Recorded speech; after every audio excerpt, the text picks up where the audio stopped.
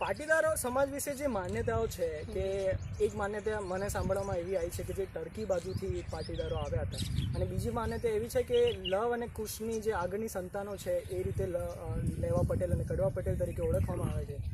તો શું આ માન્યતાઓ કેટલી સાચી છે, કેટલી ખોટી છે, એ અમને જરાક સમજાવો અને એના ઉપર થોડી દ્રષ્ટિ આપો. પહેલાં તો કલ્પભાઈ, તમને અને તમારી ટીમને ખૂબ ખૂબ અભિનંદન. જ્ઞાનના વિતરણ અને વિસ્તરણ અને જ્ઞાનના ઉત્પાદન સાથે તમારી ચેનલ જોડાયેલી છે. આવી ચેનલો બહુ ઓછી છે, ભાગ્યે જ છે. તો જ્ઞાનના ઉત્પાદન સાથે તમે જોડાયા એ બદલ તમને ખૂબ ખૂબ અભિનંદન. અને રહી વાત, તમે જે પાટીદારો વિશે શોધતા અહીંયા 101 કિલોમીટર દૂર આતળિયા ગામમાં આવ્યા છો, તમારું આ ગામમાં અને મારા જ ખેતરમાં સ્વાગત છે.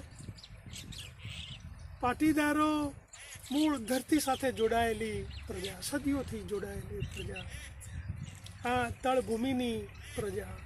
પણ કોણ જાણે કેમ પાટીદારોના ઇતિહાસ વિશે કેવી કેવી માન્યતાઓ જોડાઈ છે, અને એમાં તો વાંક આ વિષયના અભ્યાસીઓનો પણ દેખાય છે થોડોક.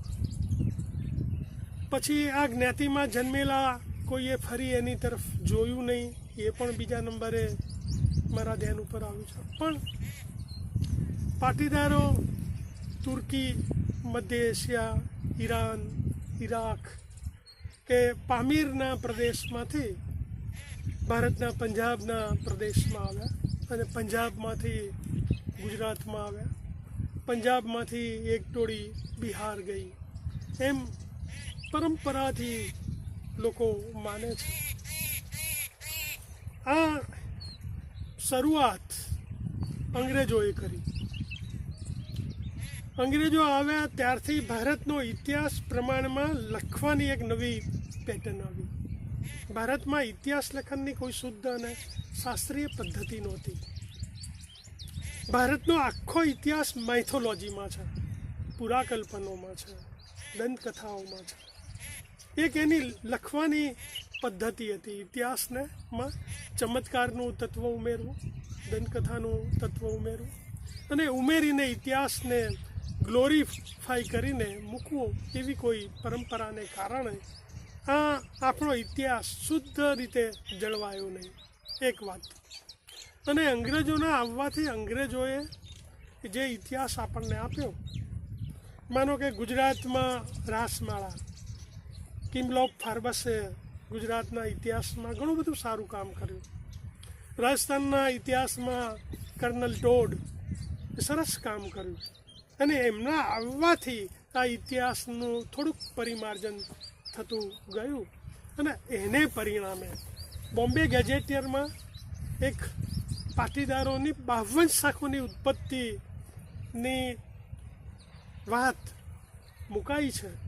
અને એનો હવાલો લઈને પહેલવહેલું પુસ્તક 1932માં પુરુષોત્તમ લલ્લુ પરીખ, પાટડી દરબાર, સૂરજમલસિંહના કહેવાથી એમને કણબી ક્ષત્રિય પાટીદારોનો ઇતિહાસ નામે એક પુસ્તક લખ્યું. આ પુરુષોત્તમ લલ્લુ પરીખ વિરમગામના મૂળ. 36 વર્ષની ઉંમરે તો એમનું આયુષ્ય પૂરું થઈ ગયું. 36 વર્ષની ઉંમરમાં એમને આ બધું કામ કર્યું. જોકે એમને પણ કબૂલ કર્યું છે કે મારામાં ક્યાંક આ બધી વસ્તુઓ છે, કોઈ નવો પ્રકાશ પાડશે તો મને આનંદ થશે. એની પ્રસ્તાવનામાં એમને આ નોંધ્યું પણ છે. પણ કોણ જાણે કેમ એના પછી ગુજરાતમાં મફતભાઈએ પાટીદારોના ઇતિહાસ વિશે કામ કર્યું, મંગુભાઈએ કર્યું. યુનિવર્સિટીમાં રીડરની પોસ્ટ ઉપર હતા, ગુજરાત યુનિવર્સિટીમાં હતા. ગોકળભાઈ પટેલે કર્યું, મહેન્દ્રભાઈ ગોકળભાઈ પટેલે કર્યું. આવા તો કેટલા નામી ઇતિહાસકારોએ આના જ વસ્તુને રીપ્રિન્ટ કરી. પાટીદારોના જુદા જુદા મંડળો ચાલે છે, જુદા જુદા સમાજો ચાલે છે. એ બધા સમાજોએ પોતાની શાખોની ડિરેક્ટરીઓ બહાર પાડી. ડિરેક્ટરીઓમાં પણ આ છાપ્યું. એકે કહ્યું, બીજાએ કહ્યું, ત્રીજાએ કહ્યું. લાખો ઠેકાણે છપાયું, અને આ છપાવાના કારણે એનો પ્રચાર શરૂ થયો. પણ આ 52 શાખોની ઉત્પત્તિનો ઇતિહાસ જોડાયેલો છે માઇથોલોજી સાથે. એ માઇથોલોજીની પણ હું વાત કરીશ. પહેલાં 52 શાખોની વાત આપને કલ્પભાઈ હું કરું કે 52 શાખો જે મુકાઈ લાહોરથી માંડી, લાહોર, પેશાવર, અમૃતસર, લુધિયાણાથી માંડી અને આમ ઇટાવા, ગોરખપુર ઠેક બિહારની બોર્ડર સુધીના ગામ નામો, મેવાડની બાજુના કોઈ ગામ નામો, મુઝફ્ફરપુરની બાજુમાં, આગ્રા ઉપરથી અટક પડી, ઇટાવા ઉપરથી પડી, મથુરાની બાજુનું કોઈ ગામ બતાવવા આવ્યું છે, ગોરખપુરની બાજુમાં, અલીગઢની બાજુના ગામો બતા. તો આટલા મોટા લાંબા 1000 કિલોમીટરના પટ્ટામાંથી આ પ્રજા ગુજરાતના એક જિલ્લામાં અને એમાં મહેસાણામાં અને ઊંઝાનગરમાં આવી, એ પરમ આશ્ચર્ય છે. આવું તો શું બન્યું કે આટલા મોટા પટ્ટાની પ્રજા એક જ સેન્ટરમાં ભેગી થઈ. અને થઈ તો ભલે થઈ, પણ તમે જુઓ એમાં 52 શાખોમાંથી 16 શાખોનું તો કોઈ ગામ નામ હતો પતો આપ્યો જ નથી. 52માંથી 16 તો આપોઆપ એમને કંઈ મળ્યું જ નથી. અને જે કંઈ મળ્યું છે, જે બંધ બેસતું મેળવી પણ શક્યા નથી. તમે જોજો, એ હું એની બહુ ડિટેલમાં વાત કરતો નથી, પણ અને જો એ પ્રજા ત્યાંથી અહીંયા આવી હોય તો ત્યાં એમના કોઈ સ્મારકો તો હોવા જોઈએ ને, ક્યાંય થોડી ઘણી વસ્તી તો હોવી જોઈએ ને. એ જે માન્યતાઓ માનતી હતી, તહેવારો, વ્યવહારો, ઉત્સવો, ખાનપાન, પોશાક, રીત રિવાજ, એ બધું ત્યાં પણ કંઈક હોવું જોઈએ ને. તો ત્યાં કેમ નથી? આ પ્રજા વેદકાળથી ઉષા દેવીની ઉપાસના કરે છે. આ ઋગ્વેદ લઈને જ બેઠો છું. આ ઋગ્વેદના 5 ભાગ, 5 ભાગ અહીંયા હાજર જ છે. તો એ જે વેદકાળથી, મેં એક પુસ્તક પણ લખ્યું છે એના ઉપર, વેદકાળથી મા ઉમિયાની પૂજા અને કડવા પાટીદારો, આવું એક પુસ્તક લખ્યું છે. આની અંદર પણ મેં વિગતે બધી નોંધો આપી છે. તો આ પ્રજા જો વેદમાં જે ખેતીની દેવી છે, વેદમાં આખો વેદ ઇન્દ્રની ઋચાઓથી ભરેલો છે. વેદના લગભગ માનો ને કે 3 ભાગની ઋચાઓ માત્ર ઇન્દ્રની સ્તુતિ કરે છે, માત્ર ને માત્ર ઇન્દ્રની સ્તુતિ કરે છે. તો આવડો મોટો દેવ ઋગ્વેદની અંદર આટલું બધું જેના વર્ણનો છે, જેના પરાક્રમો છે, જેની ગાથા છે, તો એના કેમ ક્યાંય પ્રગટ મંદિરો મળતા નથી? એ તો કોઈએ વિચાર્યું જ નહીં. એક વસ્તુ આ નોંધવા જેવી છે. અને બીજું, આ જ ઋગ્વેદમાં 3 દેવીની વાત છે, ઉષા, પુષા અને આપા. આ ઋગ્વેદમાં 184 ઋચાઓ ઉષા દેવીની છે. ઉષા દેવી એટલે ધનધાનની દેવી, ઉષા દેવી એટલે ખેતીની દેવી, ઉષા દેવી એટલે પ્રેરણાની દેવી, ઉષા દેવી એટલે આપણી રગોમાં અન્ન રસને વહાવનારી દેવી, ગાડા ભરીને ધનધાન આપનારી દેવી. આ 184 ઋચાઓ જ્યારે મેં વાંચી ત્યારે મારા મનમાં તરત જ એક ઝબકાર થયો કે હું બાળપણથી મારા ગામમાં જે પલ્લીમાં ભાગ લેતો, એ પલ્લીની તો આ વાત નથી ને. ઉત્તર ગુજરાતના 200 ગામોએ પલ્લીઓ ભરાય છે. આ પલ્લી ને લોકો અનાજથી વધાવે છે. જે વેદોની ઋચાઓમાં વર્ણન છે એ પ્રકારે આજે પણ આ પરંપરાઓ ચાલુ છે. તો આ તરફ તો કોઈનું ધ્યાન ગયું નથી અભ્યાસીઓનું. જો 184 ઋચાઓ માત્ર ઉષા દેવીની ઉપાસના કરતી છે, અને આનુષંગિક બીજી ઋચાઓ કે જેમાં ઉષા દેવીનો ઉલ્લેખ આવતો હશે એવી તો બીજી કેટલી હશે, પણ મેં 184 ઋચાઓ કયા મંડળના કયા સૂક્તમાં કેટલી ઋચાઓ છે એનું આખું લિસ્ટ આ પુસ્તકમાં છાપેલું છે. 184 ઋચાઓ. અને મહત્વની ઋચાઓ જે છે એ ઋચાઓ જે ખેતી સાથે જોડાયેલી છે એની વાત પણ મેં કરેલી છે. તો જો આ પ્રદેશ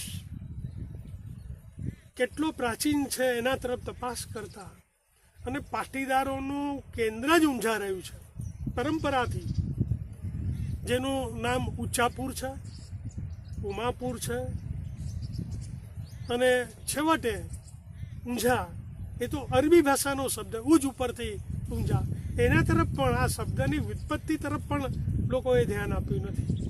જો અરબી ફારસી શબ્દોનો ઉપયોગ, મારું ગામ મકતુપુર એ પણ અરબી ભાષાનો શબ્દ છે. મારા ગામનું મૂળ નામ તો મહેરપુર છે. શિલાલેખ પણ આજે મકતુપુરમાં આવ્યા જ છે. મહેરપુર જૈન મહેરપુર વણિક મંદિર 842માં આ ગામનું નામ મહેરપુર હતું અને શિલાલેખ પણ છે. તો આ બંને શબ્દો અરબી ભાષાના છે. તો ઇસ્લામના આક્રમણ પછી આ પ્રદેશમાં શું થયું એના પણ આપણે અભ્યાસો કરવાની જરૂર છે. તો પાટીદાર પ્રજા આ પ્રદેશની છે. એ આટલી પ્રાચીન પરંપરા ધરાવે છે. વૈદિક ઋચાઓ પ્રમાણે આજે પલ્લીઓ કાઢે છે અને આ 200 ગામોની પલ્લીઓની જો વિડીયોગ્રાફી કરો તો તમને નવાઈ લાગે. મેં 5 પલ્લીઓ લણવા, કામલી, ઊંઝા, મકતુપુર અને કરલી આટલા ગામોની પલ્લીઓના વિગતવાર અહેવાલ લેખન આ પુસ્તકમાં મેં આપ્યું છે. તો એ જોતાં મને એમ થયું કે જો આ પ્રજા આટલી પ્રાચીન પરંપરા ધરાવતી હોય ઉષાદેવીની, તો વેદોમાં તો પ્રકૃતિના તત્વોની ઉપાસના હતી અને આજે પણ લોકો પ્રકૃતિના તત્વોની જ ઉપાસના કરે છે. અને બીજું કે આ જ પ્રદેશમાં આ જ વેદમાં જે કેન્દ્રસ્થ દેવ છે ઇન્દ્રની ઉપાસનાના મહોત્સવ ગામે ગામ 2-3 દિવસ સુધી ચાલે છે. તો ઇન્દ્રની ઉપાસના જો આજે ચાલુ હોય ચૈત્ર મહિનામાં, ખાસ કરીને જેઠ, ચૈત્ર અને વૈશાખ મહિનામાં આ પ્રદેશમાં પાટીદારો જ આમાં કેન્દ્ર સ્થાને પલ્લીઓમાંય કેન્દ્ર સ્થાને પાટીદારો છે. અને ઇન્દ્રની ઉપાસનાના મહોત્સવને જે લોકો સુકન તરીકે ઓળખે છે તો એ સુકનમાંય કેન્દ્ર સ્થાને પાટીદારોનું એક આખું પુસ્તક મેં કર્યું છે. અને આજથી 27 વર્ષ પહેલાં જ્યારે હું ઊંઝા કોલેજમાં આવ્યો અધ્યાપક તરીકે, નવો અધ્યાપક થયેલો, અને આ જ ખેતરમાં માળો બાંધીને હું બેસતો તો કોલેજમાં ગ્રંથાલયમાં ફરતો હતો. ફરતા ગ્રંથાલયમાં મારી નજર પડી ઋગ્વેદ પર. ઋગ્વેદને મેં કુતૂહલવશ જ લીધેલો અને જોયું અંદર. તો પછી તો રસ પડ્યો. વેદના બધા જ પાઠ 1 વાર 2 વાર વાંચ્યું. રાત્રે ઘેર પણ મારા ખાટલા નીચે પણ હું રાખતો. ઘણી વખત યાદ આવે તો રાત્રે પણ ઉઠીને જોતો હું. એ વખતે લાઇટ નહોતી ઘરમાં, તો દીવો કરીને પણ હું જોતો. ત્યારથી મારા મનમાં એમ થયું કે ભાઈ આ જે આપણે સુકન જોવા જઈએ છીએ, બાળપણથી સુકન જોવા જતો હું, તો આ જે ઇન્દ્રની ઉપાસના છે એ તો આ સુકન એ નથી. અને ખરેખર ફરી હું આંટો મારી આવ્યો મોટપણ આ વેદ વાંચીને. પછી તો મને સમજાયું કે ઇન્દ્રની ઉપાસના આજે પણ ગામે ગામ 16 ગામોએ મને મળ્યું. અને પછી તો મેં એક ફોટોગ્રાફરને હાયર કર્યો. એ જમાનામાં આજથી 92થી શરૂ કર્યું મેં અને 97 સુધીમાં 97માં સૌથી વિશેષ કાર્ય કર્યું. મેં લગભગ 1.5 લાખ રૂપિયા એ ફોટોગ્રાફરને ચૂકવી અને એની વિડીયોગ્રાફી કરી. અને વિડીયોગ્રાફી મેં હમણાં તાજેતરમાં 1 વર્ષથી મેં યુટ્યુબ ઉપર પણ મૂકી દીધી કે આ વિશ્વની ધરોહર છે. આ 4-5 હજાર વર્ષ જૂની વૈદિક પરંપરા આજે પણ જીવિત છે. અને એના નમૂના રૂપ 5-5, 10-10 મિનિટના મેં એની અંદર ક્લિપિંગ મૂકીને એને સમજાવીને મેં મૂકી છે એટલે લોકોને સમજી શકે. અને એનું એક પુસ્તક પણ કર્યું છે. 1-2 દિવસમાં એ પુસ્તક મારા હાથમાં હશે, છપાઈ ગયું છે. તો સુકન જો વૈદિક ઇન્દ્ર ઉપાસનાના લોકોત્સવો આજે પણ જીવિત હોય તો સરકારનું પણ ધ્યાન ગયું નથી. સરકારના સાંસ્કૃતિક મંત્રાલયો છે, સાંસ્કૃતિક બાબતોના પ્રધાનો છે, સચિવ છે, સ્ટાફ છે, પણ ભારતીય સંસ્કૃતિને સાચા અર્થમાં આપણે એનું દસ્તાવેજીકરણ આજ દિન સુધી કરી શક્યા નથી. ક્યાંક એકલ ડોકલ મારા જેવા માણસોએ કર્યું છે, પણ અમારી તો પૂરી મર્યાદા છે. બધી રીતે તો અમે કરી ના શકીએ.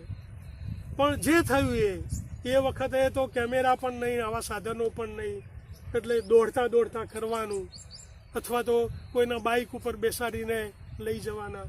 એવી ટાંચા એટલે એક તરફી જ શૂટિંગ થયું હોય, સર્વગ્રાહી શૂટિંગ પણ ના થઈ શક્યું હોય.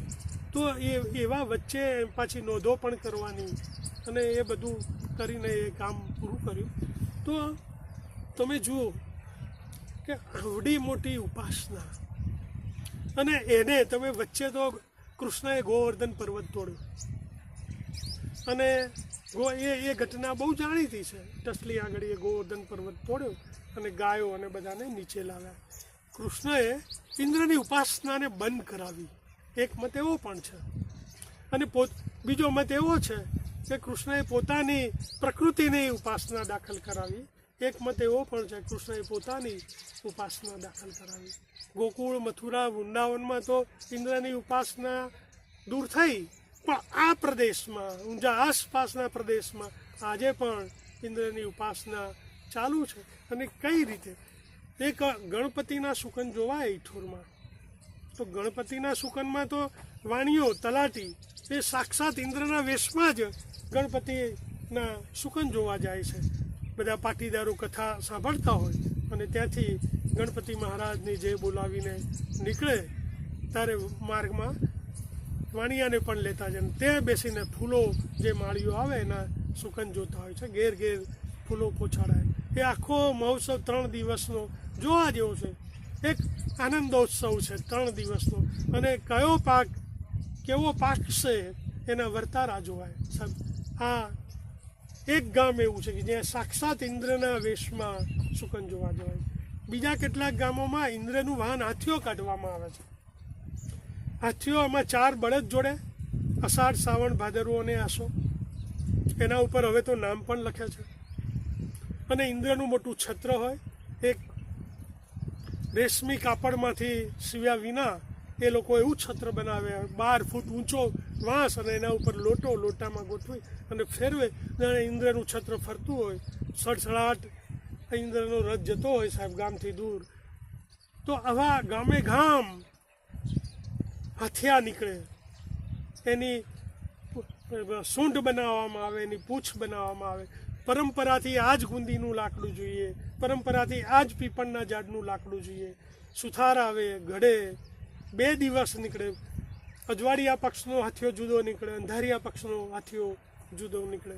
4 મહિનામાંથી કયો મહિનો વધુ જરશે અને કયા મહિનામાં વધુ વરસાદ પડશે એના સુકન જોવાય. તો આ બધા સાહેબ સુકન હાથિયા નીકળે છે. એમાં પાટીદારો કેન્દ્ર સ્થાને છે. પોતપોતાના કરબટાના ભાગરૂપ પાટીદારો કરે છે. એના નિવેદ જોવાય. દરરોજ રાત્રે નાયકો ભવાઈના વેશો માંડે. દિવસે આખું ઓખારણ કહેવાય, ક્યાંક મહાભારત કહેવાય, ક્યાંક રામાયણના પ્રસંગો કહેવાય.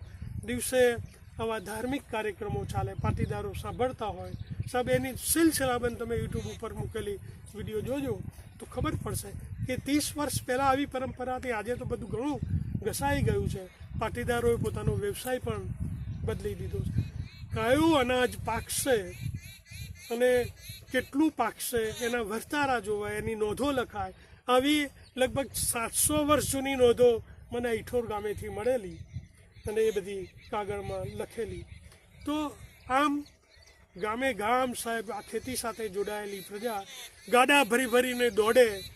ભાખર ગામમાં તો 7 ધનું પૂંખાય, 7 ધાન્ય ચોમાસું પાકો પૂંખાય અને લોકો પોતાની ઘેરથી પછડીઓ લઈને આમ માથા ઉપર ખુલ્લી પકડી રાખે અને એમાં એક પૂંખે માળવામાં શું પાકે, વઢિયારમાં શું પાકે એમ બોલે. રાતડી ઝાર એના જવાબ, સવાલ જવાબ થાય અને પૂંખાઈ રહ્યા પછી મોદો વાળો એવું એક શબ્દ બોલાય અને લોકો મોદો વાળીને દોડતા પોતપોતાના ઘરમાં જતા રહે. રાત્રે 2 વાગે અને ઘર ખુલ્લા મૂકીને ચૂપચાપ બેસી જાય અને પછી કોઈ ઘરમાં બોલે નહીં. સ્ત્રીઓ સૂઈ ગઈ હોય, કોઈ પણ બોલે નહીં, કૂતરા પણ ભસે નહીં. સુમસામ થઈ જાય ઘર ખુલ્લા હોય અને બધું આ.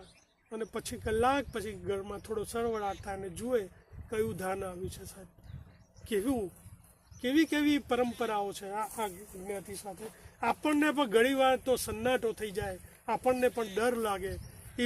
એવી બધી વિધિ વિધાનો ચાલે. આ ઇન્દ્ર ઉપાસનાના મહોત્સવો, આ જે વેદોમાં ગાડાઓના વર્ણનો છે, ગાડાને રથ કયો છે, અન્ન રસથી ભરેલો આ ગાડાઓ. તો આ બધાનું મેચિંગ કરતાં મને એમ લાગ્યું કે જો આ પરંપરા આટલી જૂની હોય તો આ પ્રજા આ પ્રદેશની છે. અને એનો અભ્યાસ કરતાં તો પાછું મને એમ થયું કે ભાઈ આ જો પ્રજા આટલી જૂની હોય તો મોહેજોદડોની સંસ્કૃતિમાં ના દેવો કયા છે, હડપ્પાની સંસ્કૃતિના કયા દેવો છે. આ બધાનો અભ્યાસ કરતા. તમે જુઓ, ગુજરાતમાં જૂનામાં જૂનું મંદિર ગોપનું મંદિર મળે છે જામનગરની બાજુમાં. શિવ મંદિર છે 2000 ઈસવીસન 2જી સદીનું કે 3જી 4થી સદીના મતાંતરો છે, કોઈ 5મી સદીનું કહે છે. તો ત્યારથી જ મંદિરો આવ્યા. તો એ પહેલાં શું? તો એ પહેલાં આ જ હશે. મંદિરોનો ઇતિહાસ આપણે ત્યાં બહુ પ્રાચીન મંદિરો મળતા નથી ગુજરાતમાં. સમગ્ર ગુજરાતમાં સોલંકાકાલીન મંદિરો તો લગભગ 150-200 મળતા હશે. મહેસાણા જિલ્લામાં જ એટલા બધા પ્રાચીન મંદિરો છે. અહીંથી આપણે બેઠા છીએ ત્યાંથી 5 કિલોમીટર દૂર સુણોકમાં નીલકંઠ મહાદેવનું મંદિર ભીમદેવ સોલંકીનું બનાવેલું છે. 1200 વર્ષ જૂનું અહીંયા બાજુમાં જ છે. મારા ગામમાં પણ પ્રાચીન મંદિર છે, કામલીમાં પણ છે, ભાખરમાં પણ પ્રાચીન મંદિરો છે.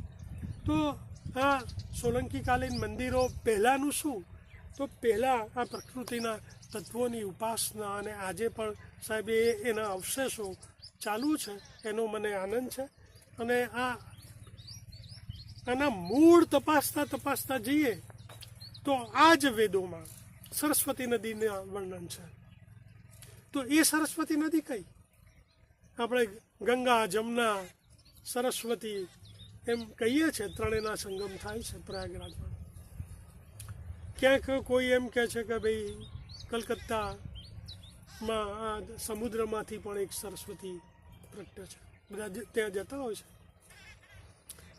તો સરસ્વતી પુરાણ મેં જોયું. એના પછી સરસ્વતી પુરાણમાં હિમાલયમાંથી નીકળતી અને અરબી સમુદ્રમાં મળતી સરસ્વતીની વાત કરી છે. હિમાલયમાં વડવાનલ રંજાડતો હતો. વડવાનલ એટલે દરિયામાં રહે, પણ હિમાલયમાં એ રંજાડતો હતો. એટલે સરસ્વતી નદી એ વડવાનલને લઈને નીકળી અને કુરુક્ષેત્રમાં અંતસ્થ થાય છે. અને કુરુક્ષેત્રમાં વડવાનલને લઈને બાળતો હતો એટલે એ અંતસ્થ થાય છે. અને વળી પાછી રાજસ્થાનના પુષ્કરમાંથી સરસ્વતી પ્રગટ થાય છે અને વડવાનલને લઈને નીકળે છે. અને થોડેક દૂર આવીને પાછી દજાડતો હોવાના કારણે જમીનમાં અંતસ્થ થાય છે.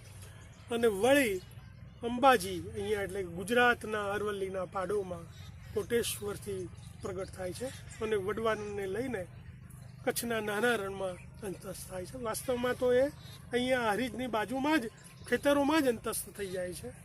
અને વળી પાછી આ સરસ્વતી નદી એ સાસણગીરમાં પ્રગટ થાય છે અને વડવાનલને લઈને સોમનાથ પ્રભાસ પાટણ પાસે દરિયામાં પધરાવે છે. આવી એક કથા છે. તો ભારતીય આ કથા સરસ્વતી નદી ઈસરોના એક સાયન્ટિસ્ટ ઠક્કર સાહેબ જોડે મારા ઘણી વખત ટેલિફોનિક ચર્ચાઓ થતી અને એ વારે કહેતા કે સાહેબ મેં સરસ્વતી ઉપર કામ કરું છું. એમને પુસ્તક પણ મને મોકલ્યું, મારી પાસે અહીંયા છે હાલ. એ જોતાં પણ એમને પણ એમ કહ્યું કે આ સરસ્વતીના વેણો 3 થી 4 વાર ધરતીકંપમાં બદલાયા છે. વાસ્તવમાં વિક્રમ સંવત 101માં એક મોટો પ્રલયકારી ભૂકંપ આવ્યો. એ પ્રલયકારી ભૂકંપમાં આ સરસ્વતી નદી અંતસ્થ થઈ ગઈ અને એના વેણો બદલાયા. એના એ પેટાળમાં ગરકાવ થઈ ગઈ. આ નગરો પણ દટાઈ ગયા આ એરિયાના. તો એ સરસ્વતી નદી કાંઠાની સભ્યતાની આ પ્રજા છે. પાટીદાર પ્રજા એ મારા તારણ મુજબ એ ક્યાંયથી આવી નથી, પણ આ પ્રદેશની પ્રજા છે, મૂળભૂત પ્રજા છે. એની પાસે આ જે ઉપાસના પદ્ધતિઓ જોતાં આપણને એમ થાય છે કે આ તળભૂમિની પ્રજા છે. એની પાસે આટલી જૂની ઉપાસના પદ્ધતિ છે અને એને ઉમિયા માતાના સ્વરૂપમાં પછી એનું નવતર નામ આપ્યું. અને મૂર્તિ વિધાન વિશે પણ માતાજીના પછી હું વાત કરીશ. તો આ સરસ્વતી ઘાટીની સભ્યતાની પ્રજા જે ધરતીકંપમાં લુપ્ત થઈ ગઈ એ પ્રજા છે. અને એની પાસે વૈદિક પરંપરાઓ આટલી બધી મળે છે. આ સિવાય પણ અહીંથી પાટીદારો માળવા ગયા તો માળવામાં પણ આ જ પરંપરા થોડા નાના સ્વરૂપમાં ઘણા માળવામાં કેમ ગયા એના પણ ઇતિહાસ પાટીદારો આ પ્રદેશમાંથી બીજે ગયા છે. પાટીદાર ઇતિહાસકારો એવું કહે છે કે પાટીદારોનું એક ટોળું બિહારમાંથી આવ્યું. વ્રજપાલસિંહજી અહીંયા આવ્યા અને ઊંઝામાં ઉમિયા માતાનું મંદિર 212માં બનાવ્યું અને એનો આધાર લઈને ઊંઝા ઉમિયા માતા સંસ્થાને 18મી શતાબ્દી રથ જયંતિ મહોત્સવ ઘણા વર્ષો પહેલાં ઉજવેલો, મોટા પાયે ઉજવેલો. એના પછી 18મી શતાબ્દી રથ જયંતિ મહોત્સવ 2009માં ઉજવ્યો. હમણાં લક્ષચંડી મહાયજ્ઞ કર્યો. આધાર કોનો લીધો એમને? વ્રજપાલસિંહજી અહીંયા આવ્યા. અને વાસ્તવમાં તો ઊંઝા નગરના પોતાના રાજાઓ છે, એની વંશાવલીઓ મળે છે. ઊંઝા નગરમાં સિલસિલાબંધ પાટડી દરબાર એ વંશમાંથી આવે. ગોમી નામનો એક રાજવંશ ઊંઝા નગરમાં હતો. એના તરફ તો કોઈનું ધ્યાન ગયું નથી. આનો પણ બહુ રસિક અને રોમાંચક ઇતિહાસ છે સાહેબ. તો આ આસપાસના ગામોના ટીંબાઓનું જો ખોદકામ કરે સરકાર, તો આ બધા ગામો કદાચ હડપ્પાકાલીન મળી આવે એવી પૂરી શક્યતા છે. લાગણજમાંથી એક સબ મળી આવેલું અને એને 5000 વર્ષ કે તેથી જૂનું ગણવામાં આવે છે. આ આર્કિયોલોજી ડિપાર્ટમેન્ટે એની જાળવણી કરીને એનો ફોટોગ્રાફ પણ પ્રસિદ્ધ કર્યા છે. જો લાગણજ આટલું જૂનું હોય તો ઊંઝા તો એનાથી પ્રાચીન છે. ઊંઝા કોલેજમાં હું નોકરી કરતો ત્યારે ક્યાંય પાતાળ કૂવી ખોદાય ત્યારે હું ખાસ જોવા જતો. કુદરતી લેયર આવતું જ નહોતું. 30-40 ફૂટ સુધી એક કૂવી ખોદાય તો માટી બધી જૂની જ આવે, જુદી જે કુદરતી લેયર આવતા જ નહોતા સાહેબ. એ જ બતાવી આપે છે. અને ઊંઝા નગરનું નામ ઊંચાપુર છે, એટલે ઊંચાણ ઉપર, અસાધારણ ઊંચાઈ ઉપર આ નગર આવેલું છે. તો એ બધું જોતા આ નગર વિશે પણ એક નવું સંશોધન થાય તો નવી વસ્તુ બહાર આવે. જેમ વડનગરને પણ પ્રાચીન જાહેર કરવામાં આવ્યું, 3જી-4થી સદીના અવશેષો ત્યાંથી મળે છે.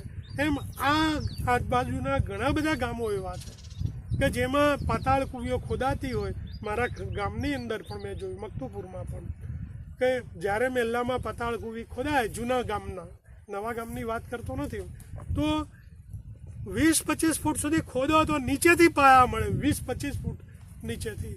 આ શું બતાવે છે? તો સાહેબ આ દ્રષ્ટિએ પુનઃ આર્કિયોલોજી, જો પાટીદારોના ઇતિહાસ વિશે વાત કરવી એટલે સમાજશાસ્ત્રનો અભ્યાસ જોઈએ, પાટીદારોના ઇતિહાસ વિશે વાત કરવી એટલે ઐતિહાસિક જ્ઞાન જોઈએ, પાટીદારોના ઇતિહાસ વિશે વાત કરવી એટલે નૃવંશશાસ્ત્રનું જ્ઞાન જોઈએ, પાટીદારોના ઇતિહાસની વાત કરવી એટલે ધાર્મિક ગ્રંથોનું જ્ઞાન જોઈએ.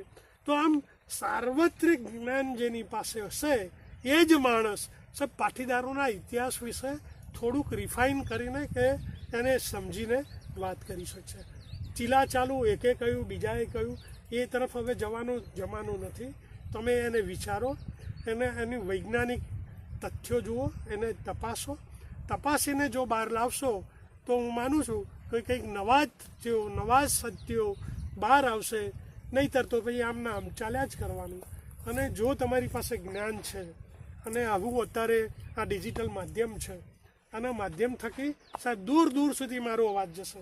કલ્પભાઈ તમે આવ્યા અને મારો અવાજ આ ખેતરમાં જ આમ તો સમાઈ જવાનો હતો, આ ભૂમિમાં જ મારી સાથે આવવાનો હતો, પણ મને આ માધ્યમ થકી મારા અવાજને પહોંચાડવાની તમે તક આપી. ખરેખર તમારો હું આ તબક્કે આભાર પણ માનું છું. આ ટેકનોલોજીના શોધકોનો પણ આભાર માનું છું. જેની પાસે જે છે સાહેબ એ આપો.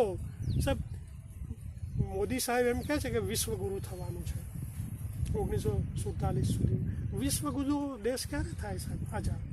વિશ્વગુરુ થવું એટલે શું? પહેલાં તો આ વિચારવા જેવું છે.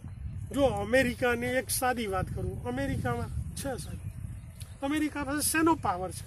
ટેકનોલોજીનો પાવર છે, અર્થ ધનનો પાવર છે, અણુશસ્ત્રોનો પાવર, શેનો પાવર છે? એની પાસે જ્ઞાનનો પાવર છે સાહેબ અમેરિકા પાસે. અમેરિકાએ જ્ઞાનીઓ જેટલા હતા એ બધાને પોતાના દેશમાં સાહેબ આવકાર્યા. આજે નોબેલ પારિતોષિક વિજેતાની યાદી તમે જુઓ તો હું માનું છું કે 350થી 400 જેટલા નોબેલ પારિતોષિક વિજેતા એકલા અમેરિકાના છે. જૂના આંકડાઓ મારી પાસે હતા, 350, આજથી 4-5 વર્ષ પહેલાં તો 350 એકલા અમેરિકાના નાગરિકોએ નોબેલ પારિતોષિક મેળવેલા. અને ભારતની પ્રજા 1 અબજ અને કંઈક 46 કે 46 લાખ, જે 46 કરોડ જે હોય તે. તો આટલી મોટી પ્રજા આટલા જથ્થામાં, અને 2 નોબેલ પારિતોષિક વિજેતા, કેમ આપણી પાસે જ્ઞાનનો પાવર નથી? આપણે ના આપી શકીએ? ભારતનો આ એક નાગરિક જો એક નવો વિચાર આપે ને રિફાઇન કરીને સારો, તો કાલ સવારે વિશ્વગુરુ થઈ જાય. તો આ જ્ઞાનના પાવરનો તમે જે ઉપયોગ કર્યો સાહેબ, તમારે આડ વાત મેં કરી દીધી, પણ આ જરૂરી છે આજના યુગમાં. અને તમારા જેવા યુવાનો સાહેબ આ દેશને કંઈક નવું લીડ આપી શકશે. પાટીદારો વિશે તો ઘણું બધું કહી શકાય એમ છે. અને હવે તમે જે કંઈ બીજો સવાલ પૂછવો હોય તો પૂછો, નહીં આ પ્રવાહ તો બપોર સુધી ચાલ્યા કરશે.